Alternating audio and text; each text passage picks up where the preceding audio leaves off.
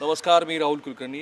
NDTVमध्ये जगभरातल्या सर्व प्रेक्षकांचं स्वागत आहे. जातिवंत महाराष्ट्र ही जी आपली विशेष मालिका सुरू आहे त्याला महाराष्ट्राच्या कानाकोपऱ्यातून अत्यंत भरभरून प्रतिसाद मिळतो आहे, त्याबद्दल धन्यवाद. इटोपिया म्हणजे रामराज्य वगैरे ही संकल्पना ठीक आहे, प्रत्यक्षामध्ये अगदी लोकशाही व्यवस्थासुद्धा परिपूर्ण नाही आहे आणि ती परिपूर्ण होण्याच्या दृष्टीनं वाटचाल करताना वर्गसंघर्ष तरी कमीत कमी व्हावा आणि जात ही जी आयडेंटिटी आहे ती तर समूळ नष्ट व्हावी अशी संविधान ज्यांनी लिहिलं त्यांचीही ती भावना असेल.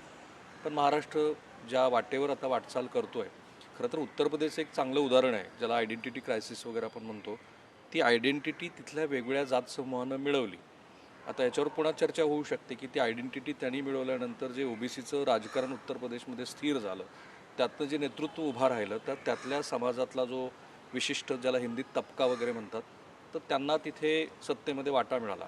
आता महाराष्ट्र खरं त्या दृष्टीनं वाटचाल करतोय का हे मला तपासायचं आहे आणि म्हणूनच ही जातिवंत महाराष्ट्र ही आपली सिरीज सुरू आहे.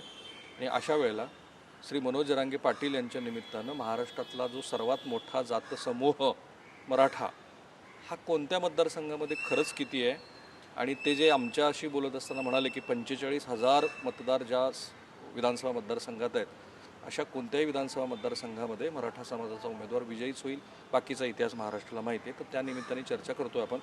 कोल्हापूरच्या शिवाजी विद्यापीठाच्या राज्यशास्त्र विभागाचे प्रमुख पवार सर, तुमचं स्वागत आहे. तुम्हाला महाराष्ट्र ओळखतोच, पण हे बेरजेचं वगैरे राजकारण महाराष्ट्रात आपण जे म्हणतो पूर्वी केलं महाराष्ट्रातल्या मोठ्या नेत्याने, खरं तर तो एक जात समुदाय एकत्रित आणण्याच्या प्रयत्नाचाच भाग होता. आपण त्याला फार गोडनच नाव दिलं, अशी टीका पण होती. मला असं वाटतं की जे 1960 ते 1900 साधारणपणे 74पर्यंतच्या काळाला जातीचं राजकारण म्हणता येणार नाही. कारण सर्वांना घेऊन किंवा सर्वांचा राजकारणात समावेश झाला पाहिजे अशी भूमिका मुख्य नेतृत्वाची होती. म्हणजे यशवंतराव चव्हाणांची तर ती भूमिका राहिली. त्याच्यामुळे यशवंतराव चव्हाण पुन्हा हा विचार करत होते की सर्वांना कसं सामील केलं जाईल. त्याच्यामुळं समावेशन हे लोकशाहीचं एक तत्त्व यशवंतरावांच्या व्यक्तिमत्वाचं आणि त्यांनी तेच मराठा जातीचंही व्यक्तिमत्व बनवण्याचा प्रयत्न केला होता. मग माडखोलकरांनी जो प्रश्न विचारला ज्याला यशवंतरावांनी उत्तर दिलं, ते उत्तर ते आत्ताचा महाराष्ट्र याकडे कसं बघतात? मला असं वाटतं की त्यांनी जे उत्तर दिलं होतं ते एकूणच त्यांच्या वैचारिक जडणघडणीचा एक भाग होता. दुसरा एक महत्त्वाचा भाग मला दिसतो तो असा की महाराष्ट्रामध्ये सगळीकडे विखुरलेली मराठा जात एकत्र होणार होती. त्याच्यामुळं मराठा सोडून इतर वगळले जातील का ही एक भीती होती. आणि दुसरी जी भीती अत्यंत महत्त्वाची होती की सगळं राजकारण जवळपास उच्च जातीयांच्या हाती होतं. ते उच्च जातीयांच्या हातातलं राजकारण हातून सुटायला लागलं होतं. त्या भीतीपोटी हा प्रश्न विचारला होता. आणि यशवंतराव चव्हाणांनी हे दोन्ही मुद्दे लक्षात घेऊन चपखल उत्तर दिलं होतं की हे मराठ्यांचं राज्य नसेल तर हे बहुजनांचं असेल आणि बहुजनांमध्ये आदिवासींपासून ब्राह्मणांपर्यंत सर्वांचा समावेश होईल अशी त्यांची भूमिका होती. पण आत्ता एक बिलकुल त्याला कॉन्ट्रास्ट करणारी एक भूमिका विशेषतः OBC समाजातल्या नेत्यांना असं वाटतं की आरक्षणाची मागणी ही फक्त मागणी आहे. मुळात आरक्षणाच्या निमित्तानं स्थानिक स्वराज्य संस्थांमध्ये मिळालेलं जे आरक्षण आहे, राजकीय आरक्षण, तो संपवण्याचा तो घाट आहे. आणि म्हणून सगळ्यात मोठा भाऊ असलेला जो आहे तो उघडपणे बोलत नाही, पण त्याला तेच संपवायचं. मग ती यशवंतरावची भूमिका त्याला मोठा छेदच आहे इथे. यशवंतरावांच्या भूमिकेच्या विरोधात काही प्रमाणात पुढं घटना घडलेल्या आहेत, म्हणजे 80 नंतरच्या. परंतु त्याच्यामध्ये असं जनरल स्टेटमेंट करता येत नाही, कारण त्याच्यात गट आहेत. म्हणजे उदाहरणादाखल आपण जर खुद्द एक शरद पवारांचं उदाहरण घेतलं तर शरद पवार हे सर्वसमावेशक यशवंतराव चव्हाणांप्रमाणे राहण्याचा प्रयत्न करतायत. परंतु ते वगळून इतरांकडे जर आपण नीट बघितलं तर ते गटांचं राजकारण करण्याचा प्रयत्न करतात. आणि हे खुद्द यशवंतराव चव्हाणांच्या काळात झालं होतं. म्हणजे यशवंतराव चव्हाणांचा एक गट तर शंकरराव चव्हाणांचा दुसरा गट. आणि त्या दोन्ही गटांच्या वैचारिक भूमिका काही असल्या तरी मूळ मुद्दा की ते मराठा म्हणून एक नव्हते. मराठा म्हणून परस्पर विरोधी भूमिका घ्यायला लागले होते. आणि त्यातून परिणाम असा झाला की सत्तेचं राजकारण उदयाला आलं आणि सत्ता संबंध जपण्यातून तुम्ही जे म्हणता आहात त्या पद्धतीने विचार करण्याची प्रक्रिया सुरू झाली. मग आता जे सुरू आहे ते त्यांनी काय होईल? आत्ता जे सुरू आहे ते मला असं वाटतं की ह्याचा आणि एकूण मराठा समाजाचा थेट संबंध जोडणं चुकीचं आहे. याचं कारण असं आहे की मराठा समाज ज्याला आपण म्हणतो त्या मराठा समाजाची मूळ आयडेंटिटी ही सर्वसमावेशकतेमध्ये दडलेली आहे. हो. आणि जर ती सर्वसमावेशकता निघून गेली तर त्याला मराठा कसं म्हणायचा असा प्रश्न क्रिएट होईल. त्याच्यामुळे हे मराठा सोडून आपापल्या कुळावरती, आपापल्या प्रदेशावरती, आपापल्या जिल्ह्यावरती, आपापल्या हितसंबंधांवरती येत आहेत. त्याच्यामुळं हे अंतर जे बोलतायत त्यांच्याही लक्षात येत नाही.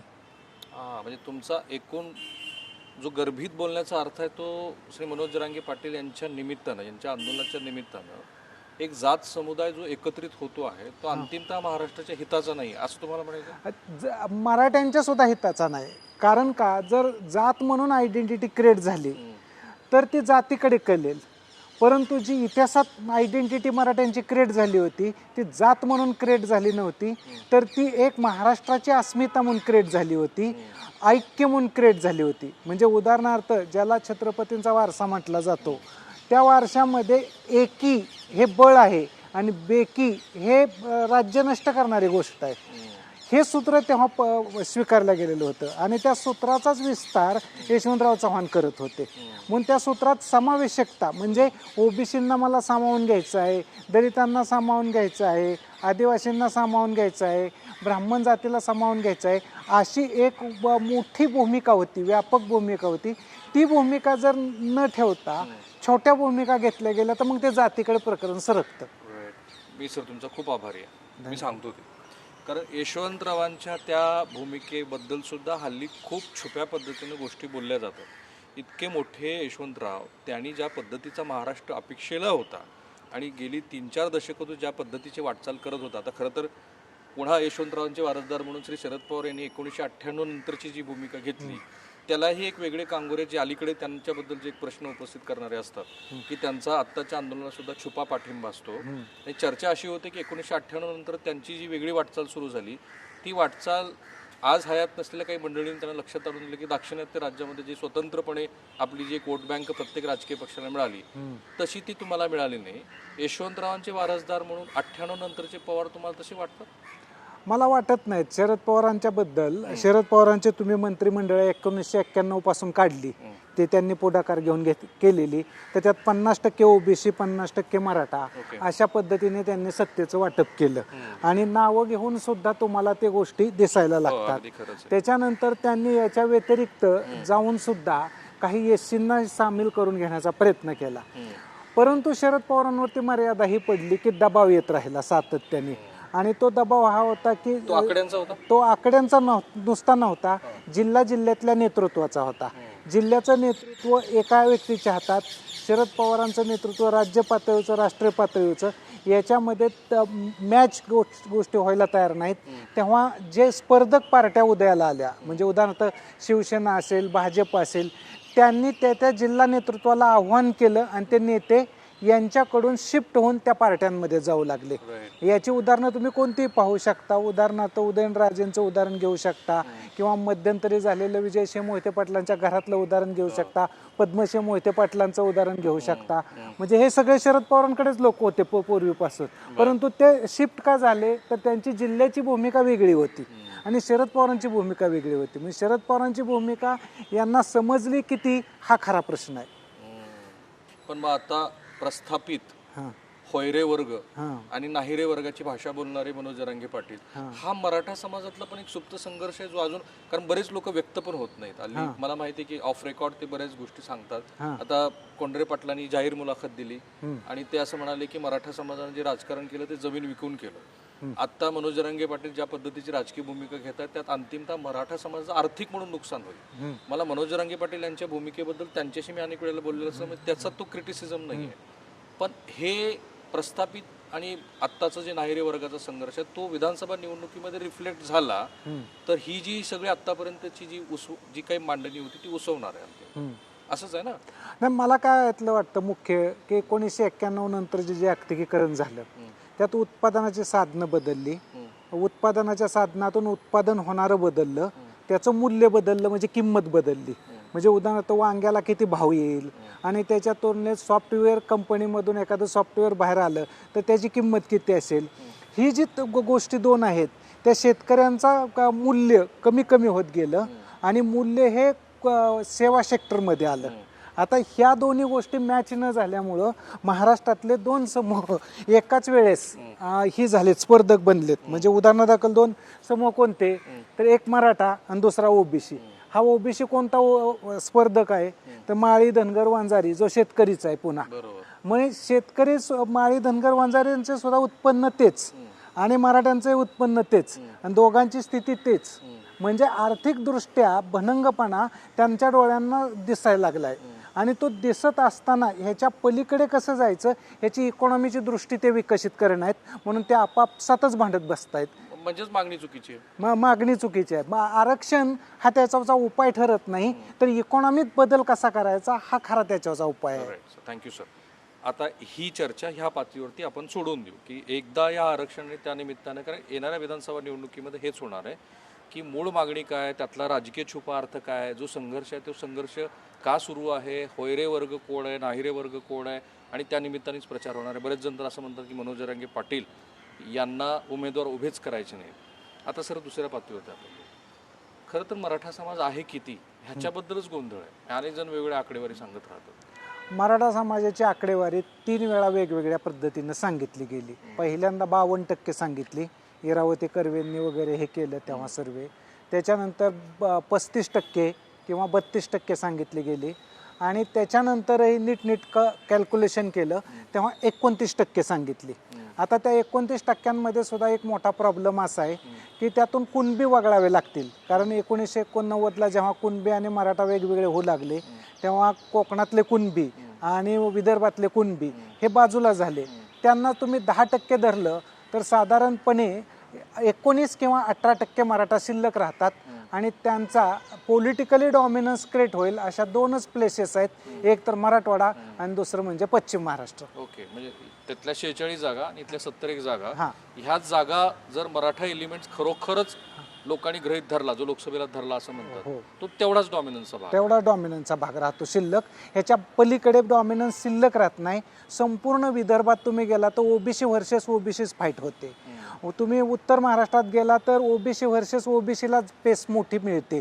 याच्यानंतर मुंबईमध्ये गेला तर तुम्ही ते अर्बन मतदारसंघ आहेत, अर्बन मतदारसंघातल्या लोकांना जातीपेक्षा सुद्धा तिथल्या वेगवेगळ्या कॅल्क्युलेशनमधूनच सत्तेचं समीकरण जुळवावं लागतं.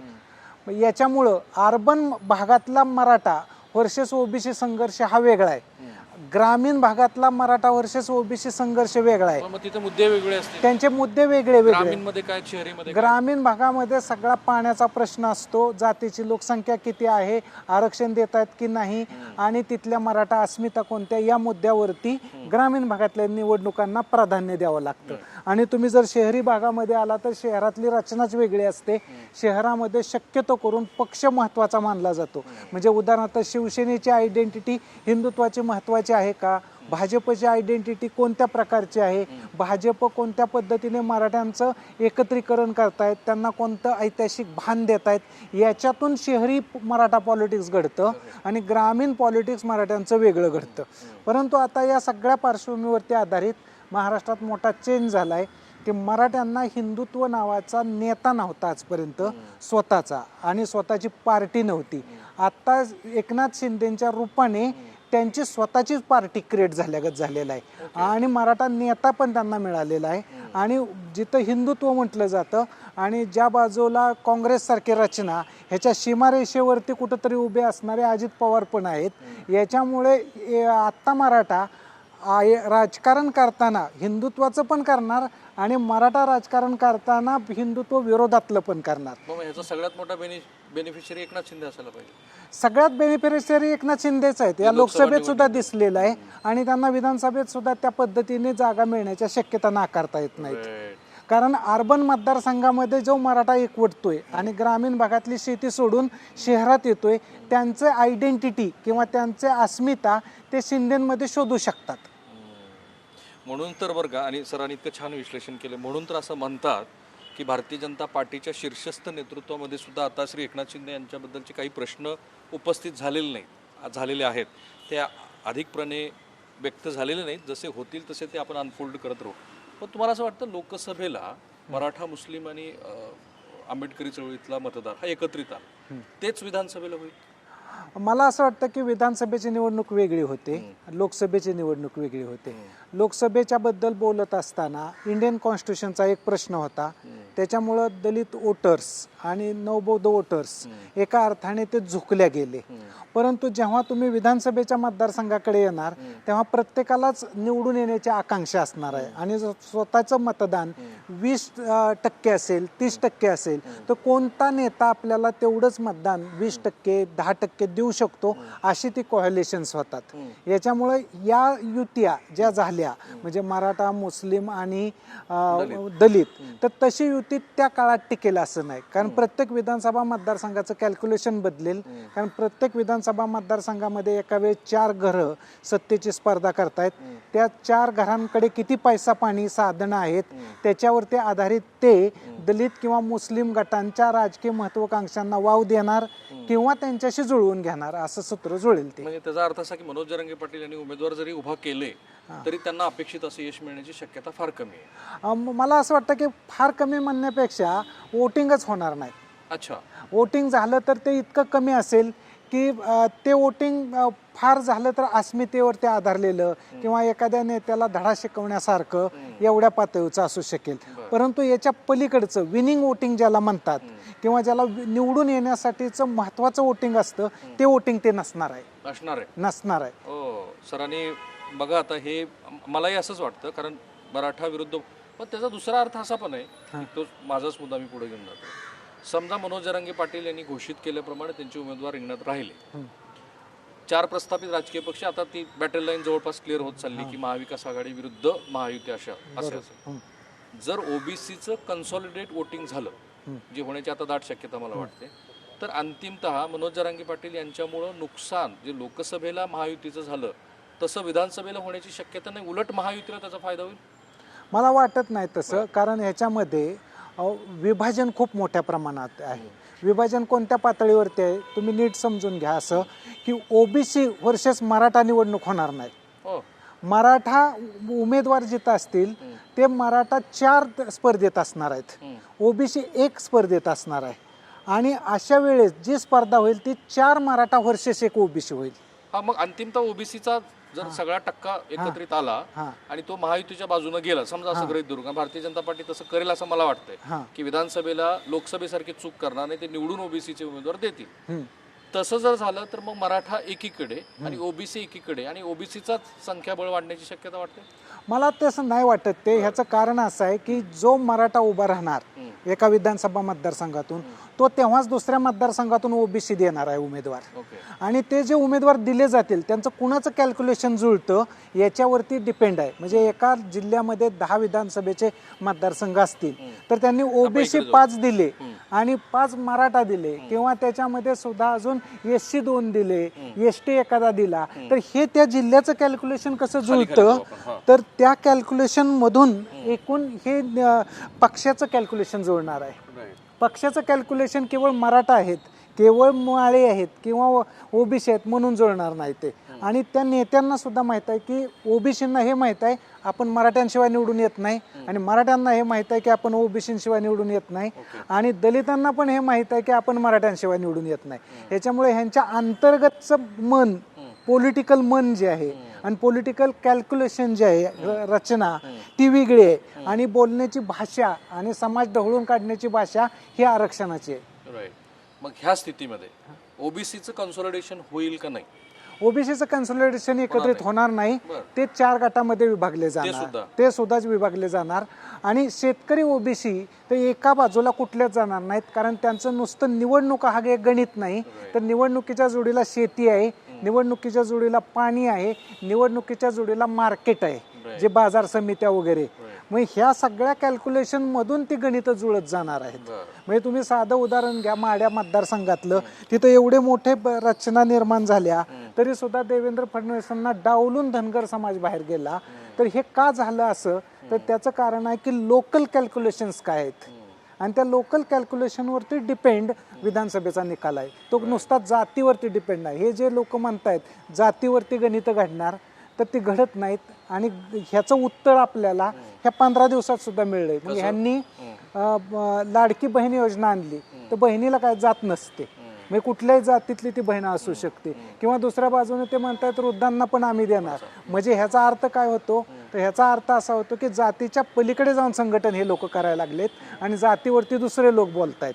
म्हणजे जातीचा प्रभाव 100% तर नसेलच, पण तो 50% सुद्धा राहील का, तर शंका आहे मला, त्याच्या खाली येण्याची शक्यता आहे. मग त्याचा तुमच्या बोलण्याचा अर्थ असा की ही निवडणूक हां. ही विदाऊट मनोज जरांगे पाटील यांच्या प्रभावातच होणार आहे, त्यांचा प्रभाव नसणारच आहे ह्या निवडणुकीवर.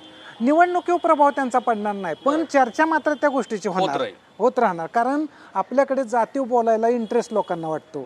जातीची नुसती कॅल्क्युलेशन ते मांडत नाहीत, तर एकमेकांच्या विरोधात जाती असतात. हे जातींना एकमेकांबद्दल राग असतो आणि ते बोलता बोलता ते काहीतरी चुकीचं बोलतात. मग त्यातून सगळं वातावरण निर्माण होतं आणि हे वातावरण गढूळ करण्यासाठी काही लोकांना हवंच असतं, परंतु ते अंतिमतः निवडणुकीवर प्रभाव टाकेल हे सांगता येत नाही. ओके, मग तुमच्या दृष्टीनं या बाजूला महायुती आणि या बाजूला महाविकास आघाडी, महाराष्ट्रात साधारण चित्र तुम्ही काय बघता? आता लोकसभेच्या निवडणुकीनंतर मनोज जरांगे पाटील यांच्या निमित्तानं चर्चेत का आलेला असणारा तो मुद्दा असेल तर? माझ्या दृष्टिकोनातून सर्वात मोठा तोटा भाजपला ह्या बारीनं होतोय. आणि साधारणपणे 40-45% म्हणजे जागा, म्हणजे जर ते 105च्या सुमारास होते तर ते 40-45 डाऊन होणार. इतका मोठा फटका त्यांना बसण्याची शक्यता आहे. आणि ते नवीन कॅल्क्युलेशन जातीची जी जुळवत होते त्याचा तो परिणाम आहे. म्हणजे उदाहरणार्थ आधी त्याच्याकडे माधव कॅल्क्युलेशन होतं, त्याच्यानंतर त्यांनी मराठा, त्याला मराठा फेडरेशन असं म्हटलं जातं. मराठा फेडरेशन म्हणजे सगळ्या जिल्ह्यातले मराठा आपल्या पार्टीत आणायचे, पण तेव्हाच ते ओबीसी त्यांच्या अगेन्स्ट गेलेत. ह्याच्यामुळं किती जुळवण्याचा प्रयत्न केला तर ते जुळत नाही, असं ते गणित दिसेल तुम्हाला. आणि उद्धव ठाकरेंचं काय होईल? उद्धव ठाकरेंचं सुद्धा मुद्दा अडचणीतलाच आहे. कारण उद्धव ठाकरेंना जरी वोटिंग खूप मोठ्या प्रमाणात मुस्लिमांचं मिळालं, ओबीसीमधून काही गटांचं मिळालं, तरी अर्बन वोटर्स हा आकांक्षी झालेला आहे. आणि अर्बन वोटरला जे आकांक्षी आहेत त्या नुसत्या काही गव्हर्नमेंटने काय पैसे देण्याच्या नाहीत, तर ते केंद्र सरकारवरती पण डिपेंड असणारे आहेत. याच्यामुळे केंद्राकडनं येणाऱ्या योजना, केंद्राचा असणाऱ्या भूमिका, याच्यामुळे अर्बन वोटर्स शिवसेनेकडे आणि BJP असा 2 गटात विभागला जाणार आहे. आणि तो इतका तुल्यबळ राहील की त्या तुल्यबळ स्पर्धेतून शिवसेना तरुण पण जाण्याची शक्यता आहे. कदाचित ती बाउंड्रीवरती पण थांबण्याची. उद्धव ठाकरेंची शिवसेना मी बोलतोय. आकार पटेल नावाचे एक उत्तम लेखक आहेत आणि ते पत्रकारच होते बेसिकली. तर त्यांनी गुजरातमधल्या दंगलींचा अभ्यास केला आणि त्या दंगलीचा जो पॅटर्न त्यांनी सांगितला तो असाच आहे. आणि तो तुम्ही देशभरात बघा की जो जातसमूह संख्येनं अधिक असतो तो कुठल्याही दंगलीमध्ये अग्रक्रमानं भाग घेतो. महाराष्ट्रामध्ये सुद्धा जर तुम्ही दंगलींचा सगळा इतिहास काढला तर त्यात सुद्धा आपल्याला कुठला जातसमूह ॲग्रेसिव्हली अशा सगळ्या गोष्टीमध्ये सहभागी होता. जे सरांच्या बोलण्यातला मगाशीचा जो मुद्दा होता, हिंदुत्ववादी प्लस माझा जात समूह म्हणून असलेली आयडेंटिटी, तर त्या दृष्टीने हा जरूर विचार करा. मी फक्त एक छोटासा पॉईंट सोडून दिला आहे. शरद पवारांच्या पक्षाचं काय होईल? अजित पवार विरुद्ध शरद पवार. मला असं वाटतं की शरद पवारांच्या पार्टी ही ग्रामीण पार्टी आहे, ही काय अर्बनमधली पार्टी नाही. आणि दुसरा मुद्दा की त्यांच्या पार्टीच्या प्लेसेस 3च ठरलेले आहेत. एक पश्चिम महाराष्ट्र, मराठवाडा आणि उत्तर महाराष्ट्र. या 3 प्लेसमध्ये मिळून त्यांचा जे 50चा जुना आकडा आहे तो तिथपर्यंत क्रॉस करू शकतात ते. आणि एवढी ताकद ते बाळगून आहेत. आणि अजित पवार सर्वात जास्त धोक्याच्या अडचणीत आहेत ते. आणि त्यांच्या जागा किती येतील हे काही नीट सांगता येणार नाही. कारण मुद्दा असा आहे की त्यांच्याकडे आता इकॉनॉमी आहे, त्यांना भाजपचा पाठिंबा आहे, त्यांना याच्याबरोबर शिंदेचा पाठिंबा आहे. परंतु जर अजित पवारांच्या जागा वाढल्या तर शिंदेंना धोका क्रिएट होऊ शकतो. त्याच्यामुळे इंटरनल स्पर्धेतनं ह्यांच्या जागा किती पडणार यामुळे त्यांचं खात्रीशीर गणित सांगता येत नाही. आत्तापर्यंतच्या या सरांच्या मुलाखतीतनं एक गोष्ट तुमच्या लक्षात आली असेल की सर आउटराईटली, ज्याला इंग्रजीत आपण म्हणतो डिनाय करतायत, की मनोज जरांगे पाटील यांच्या आंदोलनाच्या निमित्तानं महाराष्ट्रामध्ये मराठा समाजाचा फार मोठा इन्फ्लुएन्स वगैरे दिसेल असं सरांना वाटत नाही. अजून एक त्यातला एक छोटासा कांगोर असा पण आहे की मराठा आणि कुणबी, हे कुणबी आणि मराठामध्ये रोटीबिटी व्यवहार होतात. काही भागामध्ये ते ॲक्सेप्ट आहेत. मला वाटतं कोकणात तसं फारसं प्रमाण नाही आहे. सो जेव्हा राजकीय विचार कुणबी समाज करतो तो कसा विचार करतो, आणि तो जर खरंच मनोज जरांगे पाटील यांना अपेक्षित आहे तशाप्रमाणे तो एकत्रित येऊन काही भूमिका बजावण्याची शक्यता वाटते तुम्हाला? मला आता वाटत नाही की मराठा आणि कुणबी एकत्रित येतील आणि राजकीय व्यवहार एक करतील. कारण कोकणात तर होतच नव्हता, परंतु विदर्भामध्ये काय प्रमाणात झालेत. आणि विदर्भामध्ये ते वोटिंगचा पॅटर्न पण कधी कधी जुळला होता. परंतु आता जुळण्याची ती शक्यता का नाही, तर इकॉनॉमिक स्पर्धा आणि राखीव जागांच्या स्पर्धेमध्ये मराठ्यांना त्यांना वाटेकरी करून घ्यायचं नाही. याच्यामुळं ते मराठ्यांपेक्षा वेगळं वर्तन करतात. ह्या बेसवरती आधारित कुठलीही पार्टी जातीच्या लाईनवर जाणार नाही. पार्टी जातीच्या ऐवजी तुमच्या शेतीला काही सुधारणा देतो, शेतीसाठी पाणी देतो, शेतीसाठी वीज देतो, अशा भूमिका ते घेतील. परंतु त्यांची पार्टीची भूमिका कुणबींबद्दल आणि मराठ्यांबद्दल ही नसणार आहे की तुमच्या जातीला काहीतरी देतो. आणि जातीच्या फक्त सुधारणा एवढ्याच राहणार की अस्मितेपुरत्या. हे फक्त अस्मितांचं राजकारण. अस्मितापुरतं. मग विदर्भातला कुणबी आणि कोकणातला कुणबी राजकीय दृष्ट्या काय व्यवहार करेल विधानसभा? हा याच्या आधी एकत्रित आला होता पार्टी म्हणून एका ठिकाणी. म्हणजे उदाहरणार्थ शिवसेना आणि भाजप यांची युती होती, तेव्हा त्यांनी भाजपला वोटिंग दिलं काय आणि शिवसेनेला दिलं काय, ते एकच होतं. आता ते भाजपला देण्याची एक शक्यता क्रिएट का झालेली आहे, तर कोकणामध्ये लोकसभेला जास्त मोठ्या प्रमाणावरती बीजेपीच्या जागा निवडून आल्या. म्हणजे कोकण पट्ट्यामध्ये शिवसेना हद्दपरत झाली हा त्या भागातून. तसंच विदर्भामध्ये झालेलं नाही, परंतु काही वोटिंग फुटलेलं आहे. असं नाही झालेलं की कुणबींनी फक्त राष्ट्रवादीला वोटिंग केलं किंवा काँग्रेसला, असं न होता ते भाजपला पण झालेलं आहे वोटिंग. याच्यामुळं भाजपकडे सुद्धा हे वोटिंग सरकू शकतं विधानसभेला. ओके, म्हणजे असं गरजेचं नाही की कुणबींनी जो लोकसभेला व्यवहार केला तसा करतील असं काय नाही. आणि कोकणात तर तुम्हाला असं वाटतं की भाजप ऑलरेडी भाजपकडे सरकलेले आहेत ते. Thank you so much sir. मी खूप खूप तुमचा आभारी आहे. बघा, इतक्या छान पद्धतीनं विश्लेषणात्मक महाराष्ट्रासमोर सरांनी आपली भूमिका मांडली. ती भूमिका ते मांडतात ते एका अभ्यासकाच्या चष्म्यात. काय होतं, हल्ली वेगवेगळ्या जात समूहाचं विश्लेषण करत असताना ते एक अभ्यासक आहेत, त्यांनी केलेल्या अभ्यासाचं ते मतप्रदर्शन आहे, ना की त्यांचा जात कुठली, त्यांची राजकीय विचारधारा काय वगैरे. तर हे थोडंसं टाळायला पाहिजे. म्हणूनच तर या मालिकेच्या पहिल्या भागामध्ये आपण स्कॉलर मंडळींशी बोलतो. दुसऱ्या भागामध्ये कदाचित आपण त्या जात समूहाचं जे राजकीय नेतृत्व आहे त्यांच्याशीही चर्चा करू. आणि अंतिमतः जेव्हा प्रत्यक्षात विधानसभेचा आखाडा सुरू होईल तेव्हा तर जनता आहेच की, आम्हा सगळ्यांपेक्षा ही जनता फार हुशार आहे. सो तुमचं आमच्या ह्या मालिकेबद्दलचं जे मत आहे ते तुम्ही ह्या व्हिडिओच्या कमेंट बॉक्समध्ये टाका. सरांसाठी काही प्रश्न असतील तर ते सुद्धा जरूर टाका. मी आणि NDTV सर्व सोशल मीडिया प्लॅटफॉर्मवरती आहोत, आम्हाला फॉलो करायला. थांबूया आपण इथे. कॅमेरा निकेतन मानेचा मी राहुल कुलकर्णी, NDTV पुणे.